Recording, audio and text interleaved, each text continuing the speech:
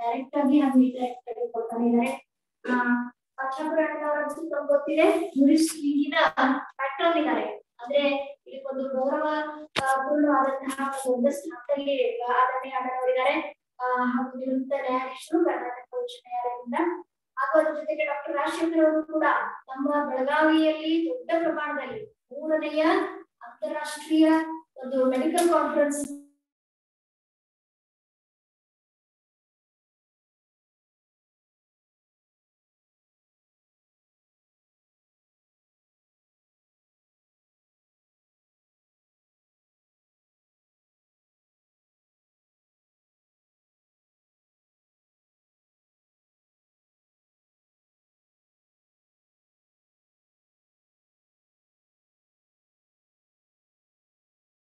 ಭಾಗವಹಿಸ್ತಾ ಹಾಗೂ ನಮ್ಮೆಲ್ಲರ ಜೊತೆ ಕೈಗೂಡಿಸ್ತಾ ಈ ಒಂದು ಕಾರ್ಯದಲ್ಲಿ ಸಹಭಾಗಿದ್ದಾರೆ.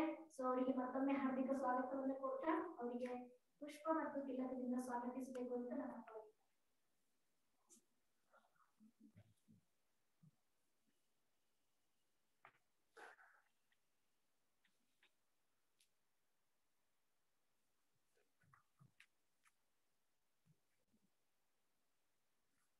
ಆದರಣೀಯ ಪಂಚಪುರಾಣವರಿಗೆ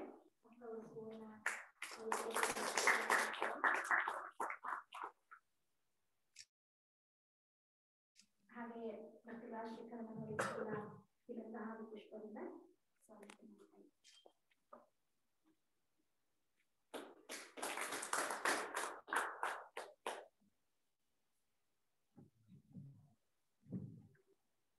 ಈಗಾಗಲೇ ಶ್ರೀ ವಿಶ್ವವಿದ್ಯಾಲಯದ ಹಾಗೂ ದೇವಕೇಂದ್ರರು ಕೂಡ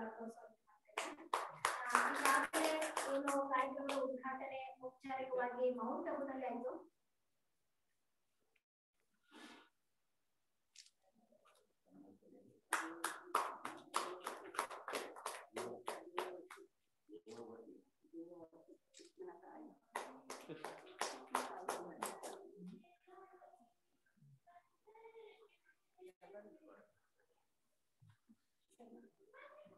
ಅದರ ಒಂದು ಉದ್ಘಾಟನೆ ಈಗ ಮೌಂಟಬುನಲ್ಲಿ ಈಗಾಗಲೇ ಲಾಂಚಿಂಗ್ ಆಗಿದೆ. ಈಗ ಬೆಳಗಾವಿ ಸಬ್ಝೋನಿನ ಸೇವೆಗಳಿಗೆ ಚಾಲನೆಯನ್ನ ಕೊಡೋದಕ್ಕಾಗಿ ವೇದಿಕೆಯ ಮೇಲೆ ನಮ್ಮ ಮಾನ್ಯ ಅತಿಥಿಗಳು ಹಾಗೂ ಅವರು ಕೂತ್ಕೊಂಡಿದ್ದಾರೆ. ನಾನು ವಿನಂತಿಸಿಕೊಳ್ತೇನೆ, ದೀಪ ಬೆಳಗಿಸಿ ಈ ಕಾರ್ಯಕ್ರಮವನ್ನ ಉದ್ಘಾಟನೆ ಮಾಡಬೇಕು ಹಾಗೂ ಇನ್ನು ಮುಂದೆ ನಡೆಯುವಂತಹ ಅನೇಕ ಕಾರ್ಯಕ್ರಮಗಳಲ್ಲಿ ನಮಗೆ ಚಾಲನೆಯನ್ನು ನೀಡಬೇಕು ಅಂತ ಹೇಳಿ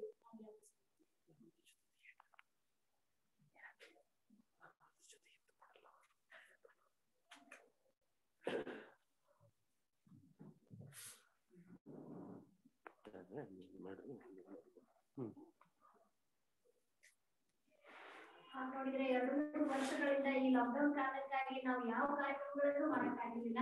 ಇನ್ನು ಮುಂದೆ ವಿದ್ಯುಕ್ತವಾಗಿ ಕಾರ್ಯಕ್ರಮಗಳನ್ನ ಆದ್ರೆ ಅವಶ್ಯವಾಗಿ ಸೇಫ್ಟಿಯ ಒಂದು ರೂಲ್ಸ್ ಏನಿದೆ ಅವರನ್ನು ಫಾಲೋ ಮಾಡ್ತಾರೆ ಮಾಡೋಣ. ಹಾಗೂ ಈ ಒಂದು ಅಮೃತ ಮಹೋತ್ಸವದಿಂದ ಅದ್ರ ಜೊತೆಗೆ ರಾಜ್ಯೋತ್ಸವದ ಏನು ಭಾರತದ ಸ್ವತಂತ್ರತೆಯ ಅಮೃತ ಮಹೋತ್ಸವದಿಂದ ಸ್ವರ್ಣಿಮ ಭಾರತದ ಕಡೆಗೆ ಎನ್ನುವ ಅಂಬ್ರೆಲಾ ಟೈಟಲ್ ಕೆಳಗಡೆ ನಾವೇನು ಕಾರ್ಯಕ್ರಮಗಳನ್ನ 20 ದಿನಗಳ ಹೊತ್ತಿನ ಮಾಡಬೇಕಾಗಿದೆ. ಅವುಗಳ ಉದ್ಘಾಟನೆ ಕಾರ್ಯಕ್ರಮ ಇವಾಗ ನಡೆಯುತ್ತಾ ಇದೆ. ಓಂ ಶಾಂತಿ.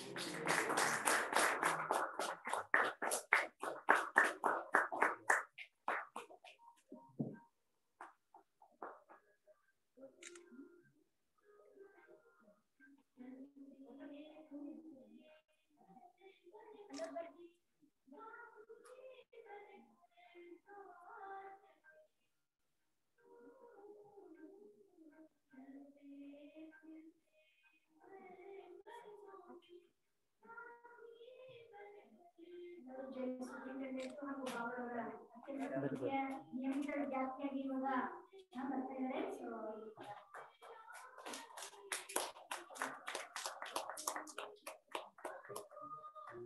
ಈಗೆಲ್ಲರೂ ಕೂಡ ನಿಮ್ಮ ಸಂಕಲ್ಪದ ಕೈಯನ್ನ ಕೊಟ್ಟು ಈ ಕಾರ್ಯಕ್ರಮದಲ್ಲಿ ತಾವು ಕೂಡ ದೀಪವನ್ನ ಬೆಳಗಿಸ್ತಾ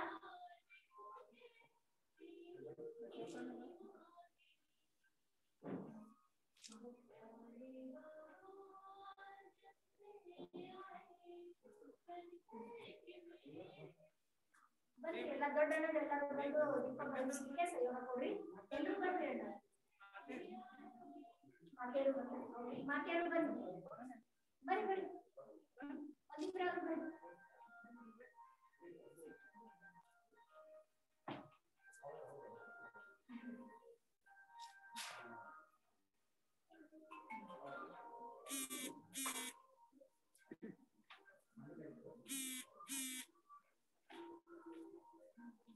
ಬನ್ನಿ ಮಾತೆಯರು.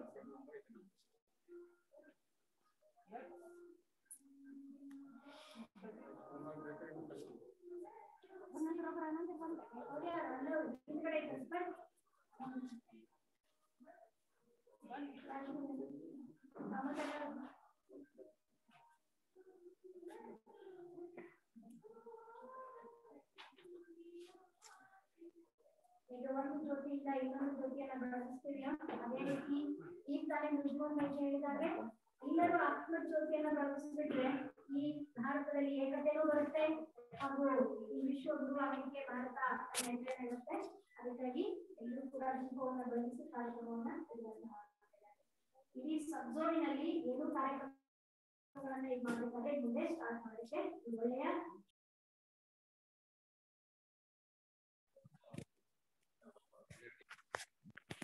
ಸುಮಾರು 93 ವರ್ಷಗಳ 7 ವರ್ಷ ಗುಲಾಮರಾಗಿ ನಾವು ನಮ್ಮ ವ್ಯಕ್ತಿತ್ವವನ್ನು ಕಳ್ಕೊಂಡಿದ್ದೀವಿ.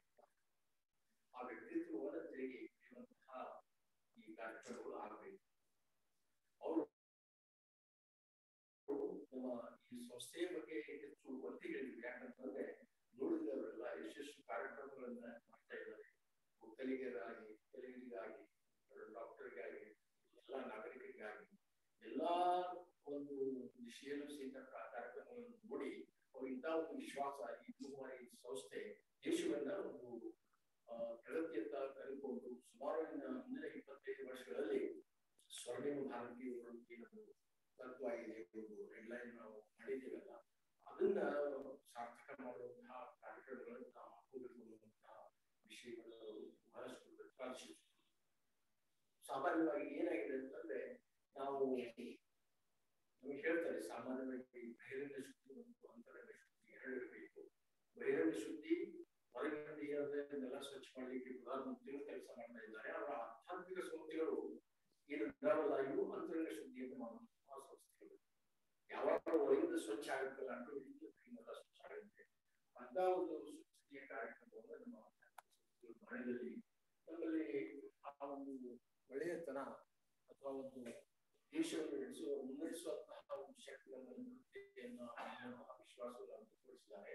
ಈ ಹಿನ್ನೆಲೆಯಲ್ಲಿ ಇನ್ನು 1 ವರ್ಷಗಳ ಕಾಲ ಎಷ್ಟೋ ಕಾರ್ಯಕ್ರಮಗಳನ್ನು ಹಮ್ಮಿಕೊಳ್ಳಲಾಗಿದೆ. ಆ ಕಾರ್ಯಕ್ರಮಗಳಲ್ಲಿ ನಾವೆಲ್ಲ ಭಾಗವಹಿಸಿದ್ವಿ. ಸಾಮಾನ್ಯವಾಗಿ ನನಗೆ ಸುಮಾರು ಫೆಬ್ರವರಿ ತಿಂಗಳಲ್ಲಿ ಈ ಕೊರೋನಾ ಮನೆಗೆ ಹೋಗುತ್ತೆ ಮತ್ತೆ ಮಾಡಿಸ್ತಿದ್ದ ಒಳ್ಳೆ ಕಾರ್ಯಕ್ರಮಗಳನ್ನು ನಾವು ಆಫ್ಲೈನ್ ಕಾರ್ಯಕ್ರಮಗಳನ್ನು ಮಾಡಬಹುದು ಈ ಎಲ್ಲ ಸೋದರರು ಕೈ ಜೋಡಿಸಿದ್ರೆ ಈ ಒಂದು ಉದ್ದೇಶ ಸಫಲ ಆಗುತ್ತೆ ಅನ್ನುವಂತಹ ಕೆಲವು ನುಡಿಗಳನ್ನು ಮಾತಾಡಿ ಈ ಕಾರ್ಯಕ್ರಮದಲ್ಲಿ ಭಾಗವಹಿಸುವ ಸಲುವಾಗಿ ಅವಕಾಶ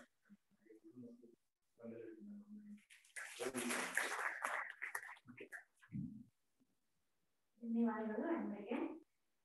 ಅದೇ ರೀತಿ ನಾನು ಶಿಕ್ಷಣಕೊಳ್ತೇನೆ. ಅವರು ಕೂಡ ಮುಂದಿನ ಲಾಂಚಿಂಗ್ ಪ್ರೋಗ್ರಾಮ್ ಅರ್ಥಾತ್ ಏನು ಪ್ರಾಜೆಕ್ಟ್ಗಳು ಪ್ರಾರಂಭ ಆಗ್ತವೆ.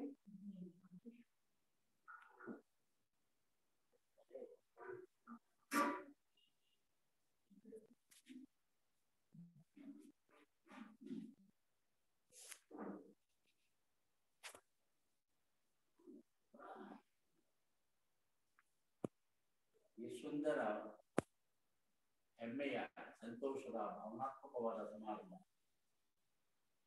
ಸಮಾರಂಭದಲ್ಲಿ ಉಪಸ್ಥಿತರಿರುವ ಈ ಕೇಂದ್ರದ ಹಿರಿಯ ರಾಜಯೋಗಿನಿ ಅಂಬಿಕಾ ಅಕ್ಕನವರೇ, ನಿವೃತ್ತ ನ್ಯಾಯಾಧೀಶರಾದ ಭಾಷಾಪತಿಯವರೇ, ವಿದ್ಯಾ ಅಕ್ಕನವರೇ, ಸಿದ್ದಪ್ಪ ಅಕ್ಕನವರೇ ಮತ್ತು ನೆರೆದಿರುವೆಲ್ಲ ಆಧ್ಯಾತ್ಮಿಕ ವಿದ್ಯಾರ್ಥಿಗಳೇ ಮತ್ತು ಚಿಂತಕರು,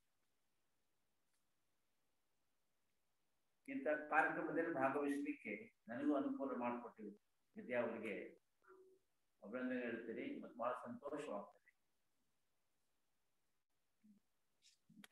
ಇಲ್ಲಿಯವರೆಗೆ ನೀವು ಹಿರಿಯ ರಾಜಕಾರಣಿಗಳಾದ ಪ್ರಧಾನಮಂತ್ರಿಗಳ ಭಾಷಣ ಕೇಳಿದ್ದೀವಿ.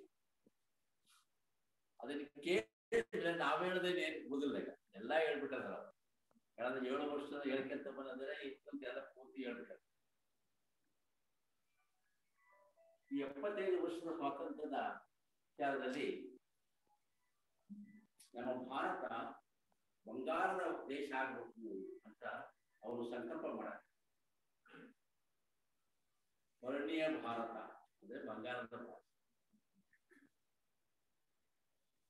ಕೇವಲ ಸಂಕಲ್ಪ ಮಾಡಿದ್ರೆ ಸಾಕೇನು? ವ್ಯಕ್ತಿ ದೆಹಲಿಯಲ್ಲಿ ಕುಂತು ಸಂಕಲ್ಪ ಮಾಡಿದ ನಮ್ಮ ದೇಶ ಬಂಗಾರ ದೇಶ ಆಗಬೇಕು ಅಂದ್ರೆ ಆಗುತ್ತೆ. ಅಥವಾ ಒಬ್ಬ ರಾಜಕಾರಣಿ ದೆಹಲಿಯೊಳಗೆ ಕುಂತು ನಮ್ಮ ದೇಶದ ಎಲ್ಲಾ ನಾಗರಿಕರು ಆರೋಗ್ಯವಂತರಾಗಿರಬೇಕು ಅಂತ ಪಾರ್ಲಿಮೆಂಟ್ ಪಾಸ್ ಮಾಡಿದ್ರೆ ಸಾಧ್ಯವಾಗಲಿಲ್ಲ. 130 ಕೋಟಿ ಜನರಲ್ಲಿ ಅವನೇ ಬರಬೇಕು. ಸೊ ಆ ಸಂಕಲ್ಪ ಸಿದ್ಧಿ ಮಾಡ್ಬೇಕಾದ್ರೆ ನಾವು ನೀವೆಲ್ಲರೂ ಕೈ ಜೋಡಿಸಿದಾಗ ಮಾತ್ರ ಸಾಧ್ಯವಾಗುತ್ತೆ. ಅದಕ್ಕೆ ಈ ಸಮಾರಂಭ ಅದನ್ನ ಪ್ರೇರಣೆ ಮಾಡ್ಲಿಕ್ಕೆ ನಾವೆಲ್ಲ ಕೈ ಜೋಡಿಸ್ಬೇಕು, ಹೆಮ್ಮೆ ಪಡಬೇಕು. ಸ್ವಾತಂತ್ರ್ಯಕ್ಕೆ ಹೋರಾಡಿದ ಅನೇಕ ಕ್ರಾಂತಿಕಾರಿಗಳು ತ್ಯಾಗ ಬಲಿದಾನಗಳಿಂದ 100 ವರ್ಷಗಳ ಹೋರಾಡಿ ಸ್ವಾತಂತ್ರ್ಯ ಅವರೆಲ್ಲ ನಾವು ಸ್ಮರಣೆ ಮಾಡಬೇಕಾಗ್ತದೆ. ಅದರೊಳಗೆ ಝಾನ್ಸಿ ಲಕ್ಷ್ಮೀ ರಾಣಿಬಾಯಿ ಇರ್ಬೋದು, ನಮ್ಮ ರಾಣಿ ಚೆನ್ನಮ್ಮ ಇರ್ಬೋದು, ಸಂಗೊಳ್ಳಿ ರಾಯಣ್ಣ ಇರ್ಬೋದು, ಚಂದ್ರಶೇಖರ್ ಆಜಾದ್ ಇರ್ಬೋದು, ಭಗತ್ ಸಿಂಗ್ ಇರ್ಬೋದು, ನಾನಾ ಸಾಹೇಬ್ ಇರ್ಬೋದು. ಹೀಗೆ ಸಾವಿರಾರು ಮಂದಿ ಹೋರಾಟ ಮಾಡಿದ್ದಾರೆ. ಅದರ ಪ್ರತಿಫಲವಾಗಿ ನಮಗೆ ಸ್ವಾತಂತ್ರ್ಯ ಸಿಕ್ಕಿದೆ. ಆ ಸಿಕ್ಕ ಸ್ವಾತಂತ್ರ್ಯವನ್ನು ನಾವು ಹೇಗೆ ಉಳಿಸ್ಕೋಬೇಕು, ಹೇಗೆ ಬೆಳೆಸಬೇಕು ಅನ್ನೋ ವಿಚಾರ ಇವತ್ತು ಆಜಾದಿ ಅಮೃತ ಮಹೋತ್ಸವ. ನಿಮ್ಮೆಲ್ಲರ ಅದೃಷ್ಟ ನಮ್ಮ ದೇಶಕ್ಕೆ, ನಮ್ಮ ದೇಶದ ಗತವೈಭವ ಏನು, ಸಂಸ್ಕೃತಿ ಏನು, ಪರಂಪರೆ ಏನು, ಇತಿಹಾಸ ಏನು ಅಂತ ಚೆನ್ನಾಗಿ ಒತ್ತು ಮಾಡಿಕೊಂಡಿರುವ ವ್ಯಕ್ತಿ, ದೂರದರ್ಶನ ಇರುವ ಮುತ್ಸದ್ದಿ ಈಗಿನ ಪ್ರಧಾನಮಂತ್ರಿಗಳು. ನಮ್ದು ಅದೃಷ್ಟ ಅಂತ ವ್ಯಕ್ತಿಗಳು ಸಿಕ್ಕುದು ದೇಶಕ್ಕೆ. ಕಳೆದ 70 ವರ್ಷದಲ್ಲಿ ಅನೇಕ ಕಾರ್ಯಕ್ರಮ ಬಂದೋದು, ಯಾರು ಸಹ ಈ ತರ ವಿಚಾರ ಮಾಡಿಲ್ಲ. ಈ ವ್ಯಕ್ತಿ ವಿಚಾರ ಮಾಡಿ 75 ವರ್ಷ ಆಗಿತ್ತು ನಮಗೆ, ನಾವು ಏನೇನು ಸಾಧನೆ ಮಾಡಿದ್ವಿ, ಇನ್ನೇನೇನು ಮಾಡಬೇಕು, ಮತ್ತೆ ಮುಂದಿನ 25 ವರ್ಷದಲ್ಲಿ ಶತಮಾನೋತ್ಸವ ಬರುವಾಗ 2047 ಏನೇನು ಮಾಡಬೇಕು ಅಂತಾನ ಅವ್ರು ಯೋಜನೆ ಮಾಡಿದ್ರೆ. 100 ಯೋಜನೆಗಳದವು. ಒಂದು ಕಡೆ ಅವರು ಗತ ವೈಭವದ ಇತಿಹಾಸ ಗೊತ್ತದೆ.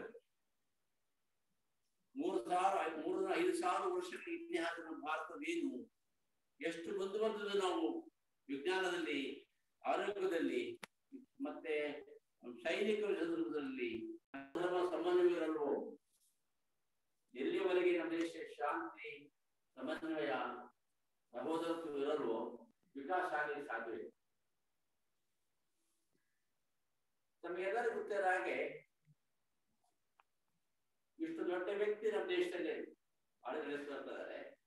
ಆದ್ರೂ ಅವರು ದ್ವೇಷ ಮಾಡೋ ವ್ಯಕ್ತಿಗಳು ದೇಶದವರು. ಇದು ಬಹಳ ಆಶ್ಚರ್ಯಕರವಾದ. ಅದಕ್ಕೆ ನಮ್ಮ ದೇಶ ಮುಂದುವರಿಬೇಕಾದ್ರೆ ಆ ಸಂಕಲ್ಪ ಸಿದ್ಧಿ ಮಾಡಬೇಕಾದ್ರೆ ನಾವೆಲ್ಲ ಕೈ ಜೋಡಿಸ್ಬೇಕಾಗುತ್ತೆ. ಅದಕ್ಕೂ ಬಹಳ ಮುಖ್ಯವಾದ ಈ ಸಮಾರಂಭ ಯೋಚಿತವಾಗಿದೆ. ಅದಕ್ಕೆ ನಾವೆಲ್ಲ ದೃಢ ಮನಸ್ಸಿನಿಂದ ಬಂದಿರೋ ದೃಢ ಮನಸ್ಸು ಮಾಡ್ಕೊಂಡು ಬಂದಿದ್ದಾರೆ. ಎಲ್ಲರೂ ಸಕಾರಾತ್ಮಕ ವಿಚಾರದವರನ್ನೇ. ಆದ್ರೆ 130 ಕೋಟಿ ಹೊರಗಿನ ಜನಗಳು ಅವ್ರು ವಿಚಾರ ಮಾಡ್ಬೇಕು. ಅದಕ್ಕೆ ನಮ್ಮಿಂದ ಎಷ್ಟಾಗ್ಬೋದು ವಿಚಾರಗಳನ್ನ ತಲುಪಿಸ್ಲಿಕ್ಕೆ ಹೋಗಿ ಅದು ಮಾಡ್ಬೇಕು. ಹೀಗಾಗಿ ನಾವು ಆ ದಿಶೆಯಲ್ಲಿ ವಿಚಾರ ಮಾಡೋಣ. ಅದು ಆರೋಗ್ಯ ಇರ್ಬೋದು, ಹೊಸ ಶಿಕ್ಷಣ ಕ್ರಾಂತಿ ಇರ್ಬೋದು, ಮತ್ತೆ ರೈತರ ಪರಿವರ್ತನೆ ಇರ್ಬೋದು, ಆಧುನಿಕ ತಂತ್ರಜ್ಞಾನ ಇರ್ಬೋದು, ಯಂತ್ರಜ್ಞಾನ ಇರ್ಬೋದು, ಸ್ಮಾರ್ಟ್ ಅಪ್ ಇರ್ಬೋದು. ಎಲ್ಲದೂ ನಾವು ಹೋದಾಗ ಕೈ ಬಿಡಿಸ್ಬೇಕಾಗುತ್ತೆ, ಪ್ರೋತ್ಸಾಹ ಕೊಡ್ಬೇಕಾಗುತ್ತೆ, ಸಕಾರಾತ್ಮಕ ವಿಚಾರ ಮಾಡಬೇಕಾಗುತ್ತೆ. ಅದನ್ನ ಅಂತ ವಿಚಾರ ಮಾಡೋಣ ಅನ್ನೋದು ಅನ್ಕೊಳ್ಳಿ. ಈ ದೇಶದ ಪ್ರಧಾನಿ ನಾವು ಕೈ ಜೋಡಿಸೋಣ, ದೇಶದ ಇತಿಹಾಸಕ್ಕೆ ನಾವು ಕೈ ಜೋಡಿಸೋಣ. ಒಂದು ಕಡೆ ಗತ ವೈಭವವನ್ನು ಮರೆಯಬಾರ್ದು, ಇನ್ನೊಂದು ಕಡೆ ಆಧುನಿಕತೆಯನ್ನು ಮರೆಯಬಾರ್ದು. ಎರಡು ಕೂಡಿ ನಮ್ಮ ದೇಶ ಮುಂದುವರಿಬೇಕಾಗ್ತದೆ. ಇಂಥ ಕಾರ್ಯಕ್ರಮದಲ್ಲಿ ಬಹಳ ಸಂತೋಷ ವಿಚಾರ ಅಂದ್ರೆ ಇವತ್ತು ಉದ್ಘಾಟನೆ ಮಾಡುವಾಗ ಬ್ರಹ್ಮಕುಮಾರಿ ವಿಶ್ವವಿದ್ಯಾಲಯ ಕೂಡ ಕೈ ಜೋಡಿಸ್ಬೋದು ಅಂದ್ರೆ ಎಂತ ಅದ್ಭುತವಾದ ಎಂತ ಸಂತೋಷದ ವಿಚಾರ ನಮ್ಮೆಲ್ಲರಿಗೂ. ಅದಕ್ಕೆ ಅವರಿಗೆ ಸಹಯೋಗ ಮಾಡಲಿಕ್ಕೆ ಬ್ರಹ್ಮಕುಮಾರಿ ವಿಶ್ವವಿದ್ಯಾಲಯದವರು 4,000 ಕೇಂದ್ರಗಳಲ್ಲಿ ಇವತ್ತು 30 ಯೋಜನೆಗಳು ಹಾಕಿದ್ದಾರೆ. ಒಂದು ವರ್ಷ ಪೂರ್ತಿ ಇವತ್ತಿನ ಡಿಸೆಂಬರ್ ಯೋಜನೆ ಹಾಕಿದ್ದಾರೆ. ಅವ್ರು 20 ಸೇವೆ ಕೇಂದ್ರಗಳಲ್ಲಿ ಇದೆಲ್ಲ ಮಾಡ್ತಾ ಇದ್ದಾರೆ. ಅದೇ ಬೇರೆ ಬೇರೆ ಸ್ಥಳದಲ್ಲಿ ಏನೇನು ಮಾಡಬಹುದು, spirituality in divinity in administration, divinity in politics, divinity in administration, divinity in ವ್ಯಾಪಾರ, divinity in industry. ಹೀಗೆ ಅನೇಕ ಕ್ಷೇತ್ರಗಳಲ್ಲಿ ಡಿವಿನಿಟಿ ಬರಬೇಕು, ಆಧ್ಯಾತ್ಮ ಬರಬೇಕು. ಕೇವಲ ಸಮೃದ್ಧಿವಂತ ಕೊಡಬಾರದ ವ್ಯಕ್ತಿ, ಆ ವ್ಯಕ್ತಿ ಸಂಸ್ಕೃತಿ ಸಂಸ್ಕಾರ ಕೊಡಬೇಕು. ವ್ಯಕ್ತಿತ್ವ ವಿಕಸನ ಕೂಡಿ ರಾಷ್ಟ್ರ ಬೆಳೆಯಬೇಕು. ಈ ದಿಶೆಯಲ್ಲಿ ನಾವೆಲ್ಲ ಕೆಲಸ ಮಾಡಬೇಕಾಗ್ತದೆ. ಅದಕ್ಕೆ ಬಹಳ ಈ ಸಂಸ್ಥೆಯ ಭಾರತದಲ್ಲೂ ಇದು ಬಹಳ ಹೆಮ್ಮೆಯ ವಿಚಾರ. ಅಂದ್ರೆ ಇವತ್ತು ಪ್ರಾರಂಭ ಮಾಡುವಾಗ ಬ್ರಹ್ಮಕುಮಾರಿ ವಿಶ್ವವಿದ್ಯಾಲಯ ಕೂಡ ಕೈ ಜೋಡಿಸಿದರೆ ಅದನ್ನ ಅವರು ಎಷ್ಟು ಒತ್ತಿ ಹೇಳಿದ್ರು. ಅಂದರೆ ಈ ಸಂಸ್ಥೆಯ ಆಧ್ಯಾತ್ಮಿಕ ಗುರುವಾಗಿದ್ದಾರೆ, ಪ್ರಪಂಚದಲ್ಲಿ ಶಾಂತಿ ಬೆಳೆಸಬೇಕು ಪ್ರಯತ್ನ ಮಾಡ್ತಿದ್ದಾರೆ. ಅದು ಶಾಂತಿ ಪ್ರೀತಿ ಇದ್ದರೆ ಮಾತ್ರ ವಾತಾವರಣ ಬೆಳೆಯುತ್ತೆ. ಅದಕ್ಕೆ ಅವರು ಕೈ ಜೋಡಿಸಿದ್ರು ನಮ್ಮ ಸಂಸ್ಥೆ. ಅದನ್ನ ಬಹಳ ಹೆಮ್ಮೆಯ ವಿಚಾರ. ಅದಕ್ಕೆ ಈಗ ಆಲ್ರೆಡಿ ಸಂಸ್ಥೆಯವರು ಕಳೆದ ಬಹಳ ವರ್ಷಗಳಿಂದ ಕೆಲಸ ಮಾಡ್ತಾ ಬಂದಿದ್ದಾರೆ. ವಿಶ್ವವಿದ್ಯಾಲಯದವರು ಅದನ್ನು ಮುಂದುವರಿಸಿಕೊಂಡು ಹೋಗ್ತಾರೆ. ಈ ಪ್ರಧಾನಮಂತ್ರಿಯವರ ನಮ್ಮ ದೇಶದ ಪ್ರಗತಿಗೆ ಅವರು ಯೋಜನೆ ಮಾಡಿದ್ದಾರೆ. ಕಳೆದ ಮುಂದಿನ 30-25 ವರ್ಷಗಳಲ್ಲಿ ಸಮಾವೇಶ ಮಾಡುವಾಗ ಬಹಳ ದೊಡ್ಡ ಅಭಿಯಾನ ಇರ್ತದೆ, ಇವರ ಕೊಡುಗೆ ಇರ್ತದೆ ಅಂತ ನಾವು ವಿಚಾರ ಮಾಡ್ತೀವಿ. ಹಾಗೆ ಅದಕ್ಕೆ ನಾವೆಲ್ಲರೂ ಈ ಸಂಸ್ಥೆಯ ಆರಾಧಕರು ಬಹಳ ಸಂತೋಷ ವಿಚಾರ. ಇದಕ್ಕೆ ಇಂಥ ಉದ್ಘಾಟನಾ ಸಮಾರಂಭದಲ್ಲಿ ಭಾಗವಹಿಸಲಿಕ್ಕೆ ನಮಗೂ ಒಂದು ಅನುಕೂಲ ಮಾಡಿಕೊಟ್ಟ ವಿದ್ಯಾರ್ಥಿಗಳಿಗೂ ಸಂಸ್ಥೆಗೂ ನಮಸ್ಕಾರ ಹೇಳಿ ನನ್ನ ಎರಡು ಭಾಷಣ ಮುಗಿಸಿ. ಓಂ ಶಾಂತಿ.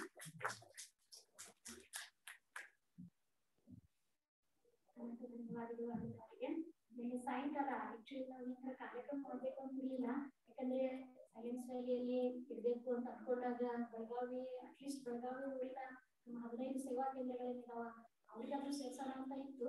ಆದ್ರೆ ಬೇಡ ಅಂತ ಆಮೇಲೆ ಅವರು ಹೇಳಿದ್ರು, ಪಕ್ಷಪ್ರಣ್ಣವರು ಈ ಲಾಕ್ಡೌನ್ ಸಮಯದಲ್ಲಿ ಆ ರೀತಿ ಕಾರ್ಯಕ್ರಮ ಮಾಡೋದಕ್ಕಿಂತ ಮುಂದೆ ಏನ್ ಕಾರ್ಯಕ್ರಮಗಳನ್ನು ಕೂಡಬೇಕಾಗಿದೆ ಅವುಗಳನ್ನ ಎಲ್ಲರೂ ಸೇರಿ ಮಾಡೋಣ ಅಂತ ಹೇಳ್ಬಿಟ್ಟು ಮತ್ತೆ ಬೇರೆ ಬೇರೆಯವ್ರಿಗೂ ನಾವು ಕಾಂಟ್ಯಾಕ್ಟ್ ಮಾಡಿದ್ವಿ. ಅವರು ಸಹ ಅದನ್ನೇ ಸಜೆಸ್ಟ್ ಮಾಡಿದ್ರು. ಅದಕ್ಕೆ ಅವ್ರು ಹೇಳಿದ್ರು ಹಾಗಾದ್ರೆ ಸಿಂಪಲ್ ಆಗಿ ಮಾಡೋಣ ಅಂತ.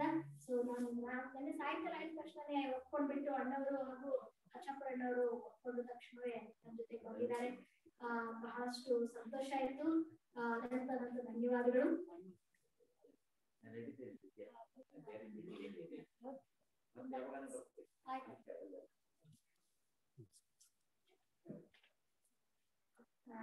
ರಾಜಶೇಖರಣ್ಣನವರು ತಮ್ಮ ಅಮೂಲ್ಯ ಸಮಯವನ್ನ ತೆಗೆದು ನಮ್ಮ ಜೊತೆಗೆ ಕಳೆದಿದ್ದಾರೆ ಹಾಗೂ ನಮ್ಮ ಜೊತೆಗಿನೇ ನರೇಂದ್ರ ಮೋದಿ ಅವರ ಭಾಷಣ ಕೇಳಿದ್ರು, ಪ್ರೋಗ್ರಾಮಿನ ಇನಾಗ್ರೇಷನ್ ನಲ್ಲಿ ಭಾಗವಹಿಸಿದ್ರು. ಅದಕ್ಕಾಗಿ ಅವರಿಗೆ ಧನ್ಯವಾದಗಳು. ಹಾಗೆ ಅಣ್ಣವರು ಕೂಡ ತಮ್ಮ ಬಿಸಿ ಶೆಡ್ಯೂಲ್ ನಲ್ಲಿ ಮಾರ್ನಿಂಗ್ ಟೈಮ್ ಯಾವಾಗಲೂ ಬಿಸಿ ಇರ್ತಾರೆ. ಆದ್ರೂ ಕೂಡ ರಾಜಶೇಖರಣ್ಣನವರಿಗೆ ಹೇಳಿದ ತಕ್ಷಣನೇ ಅವ್ರು ಒಪ್ಕೊಂಡ್ರು ಹಾಗೂ ನಮ್ಮ ಮನೆಯಲ್ಲಿ ಬಂದಿದ್ದಾರೆ. ಅವರಿಗೂ ಕೂಡ ಅನಂತ ಧನ್ಯವಾದಗಳನ್ನ ಹೇಳ್ತೇನೆ. ಈಗ ನಾನು ಆದರಣೀಯ ಅಕ್ಕವರಲ್ಲಿ ವಿನಂತಿಸ್ಕೊಳ್ತೀನಿ ತಮ್ಮ ಒಂದು ಶುಭ ನುಡಿಗಳನ್ನ ಆಶೀರ್ವಚನೆ ಮಾಡೋಣ.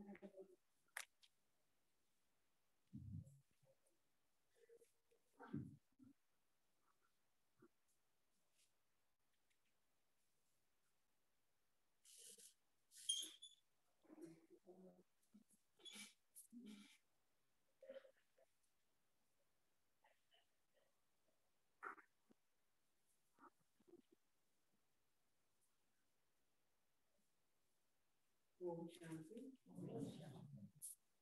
ಓಂ ಶಾಂತಿ. ಓಂ ಶಾಂತಿ. ಓಂ ಶಾಂತಿ.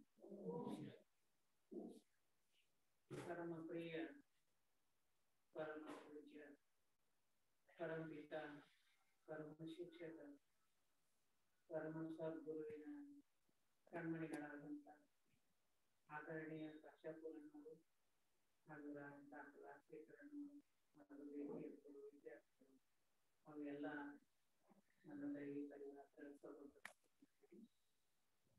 ಬಹಳ ಸುಂದರವಾಗಿ ಉದ್ಘಾಟನೆ ಕಾರ್ಯಕ್ರಮ ನಡೆಸಿಕೊಟ್ರು. ಆದರೆ ಪರಮಪಿತ ಪರಮಾತ್ಮ ಶಿವತಂದೆ ಈಗಾಗಲೇ 85 ವರ್ಷಗಳಿಂದ ನಮ್ಮ ಸ್ವರ್ಣಿಮ ಭಾರತ ಮಾಡಬೇಕು ಅಂತಕ್ಕಂಥ ಶ್ರೇಷ್ಠ ಉದ್ದೇಶದಿಂದ ನಾವೆಲ್ಲ ಮಕ್ಕಳನ್ನ ಪರಿವರ್ತನೆ ಮಾಡ್ತಕ್ಕಂಥ ಕಾರ್ಯವನ್ನು ಮಾಡ್ತಾ ಇದ್ದೀವಿ. ಭಾರತ ಸ್ವತಂತ್ರ ಆಯಿತು, ಗುಲಾಮಗಿರಿಯಿಂದ ದೂರ ಆದೆವು. ಆದರೆ ನಾವು ಆತ್ಮಗಳು ಸಂಪೂರ್ಣ ಸ್ವತಂತ್ರ, ಆಗ ನಾವು ಭಾರತವನ್ನು ಸಂಪೂರ್ಣ ಸ್ವತಂತ್ರವನ್ನಾಗಿ ಮಾಡಲು ಸಾಧ್ಯ ಆಗ್ತದೆ. ಅದೇ ಶಿವತಂದೆಯ ಉದ್ದೇಶ ಇದೆ. ಪ್ರತಿಯೊಂದು ಆತ್ಮಗಳು ಕೂಡ ಕೆಟ್ಟ ಗುಣಗಳಿಂದ, ಕೆಟ್ಟ ವಿಕಾರಗಳಿಂದ, ಕಾಮ, ಕ್ರೋಧ, ಲೋಭ, ಮೋಹ, ಅಹಂಕಾರ, ದ್ವೇಷ, ಈರ್ಷೆ, ಅಸೂಯೆ ಇವೆಲ್ಲ ಏನಿವೆ, ಈ ಗುಣಗಳಿಂದ ಯಾವಾಗ ನಾವು ಮುಕ್ತರಾಗ್ತೇವೆ, ಕೆಟ್ಟ ಗುಣಗಳಿಂದ, ಆಗ ನಿಜವಾದ ಸ್ವತಂತ್ರ ಬರೋದಕ್ಕೆ ಸಾಧ್ಯ ಆಗ್ತದೆ. ಅದೇ ಕಾರ್ಯವನ್ನ ಪರಮಪಿತ ಪರಮಾತ್ಮ ತಂದೆ ವಿಶ್ವಪಿತ ಈ ಕಾರ್ಯವನ್ನ ಮಾಡ್ತಾ ಈಗಾಗಲೇ 85 ವರ್ಷಗಳಿಂದ ಮಾಡ್ತಾ ಇದ್ದಾರೆ. ಅದಕ್ಕಾಗಿ ಅಂತ ಸುಂದರವಾದಂತಹ ಭಾರತದ ನಿರ್ಮಾಣ ಮಾಡತಕ್ಕಂಥ ಕಾರ್ಯ ಈಶ್ವರೀಯ ವಿಶ್ವವಿದ್ಯಾಲಯದ ಮುಖಾಂತರ, ಪ್ರಜಾಪಿತ ಬ್ರಹ್ಮರವರ ಮುಖಾಂತರ, ನಾವೆಲ್ಲ ಬ್ರಹ್ಮ ಕುಮಾರಿಯರ ಮುಖಾಂತರ ಶಿವಬಾಬಾ ಈಗಾಗಲೇ ಕಾರ್ಯ ಪ್ರಾರಂಭ ಮಾಡಿದ್ದಾರೆ.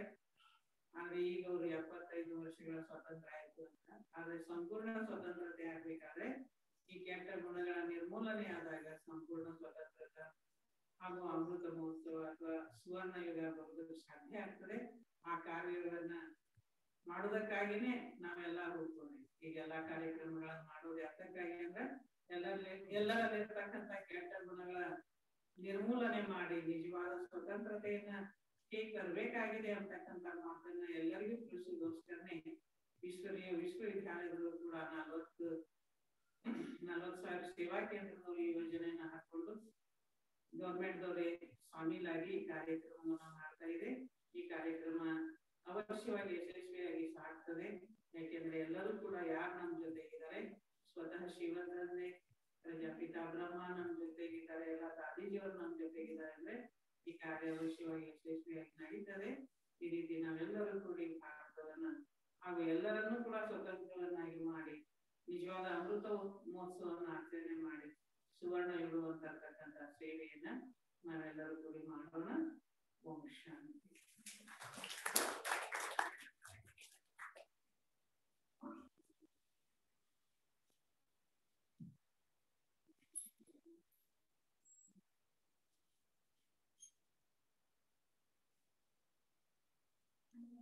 ಧನ್ಯವಾದಗಳು ಅಕ್ಕವರ ನೇತೃತ್ವದಲ್ಲಿ ಏನು 20 ವೀಕ್ಗಳ ಕಾರ್ಯಕ್ರಮಗಳನ್ನ ಇಡೀ ವರ್ಷ ಮಾಡಲಿದೆ. ಅದನ್ನ ಮಾಡಲೇಬೇಕು ಹಾಗೂ ಖಂಡಿತವಾಗಿರೋದಾಗುತ್ತೆ. ಅಕ್ಕವರ ಒಂದು ಪ್ರೇರಣೆಯಿಂದನೇ ಇವೆಲ್ಲ ಕಾರ್ಯಕ್ರಮಗಳು ಎಲ್ಲ ಮಾಡಲಿಕ್ಕೆ ಸಾಧ್ಯ ಇದೆ. ಅದಕ್ಕಾಗಿ ಆದರೆ ಅಕ್ಕವರಿಗೂ ಕೂಡ ಅನಂತ ಧನ್ಯವಾದಗಳು. ಈಗ 2 ನಿಮಿಷ ಶಿವತಂದೆಯ ಕೂತ್ಕೊಳ್ಳೋಣ ಹಾಗೂ ಈ ಕಾರ್ಯಕ್ರಮ ಮತ್ತೊಮ್ಮೆ ತಾವು ಕೂಡ ನಿಮ್ಮ ಅಮೂಲ್ಯ ಸಮಯ ತೆಗೆದು ಇಲ್ಲಿವರೆಗೂ ಬಂದ್ರಿ. ನಿಮ್ಮೆಲ್ಲರಿಗೂ ಕೂಡ ಹಾಗೂ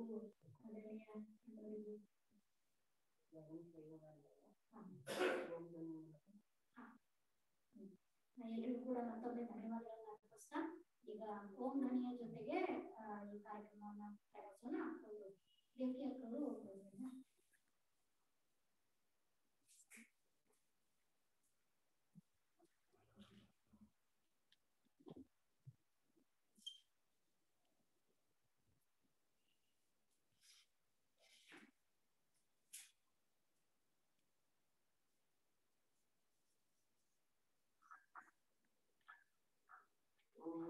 ಶಾಂತಿ.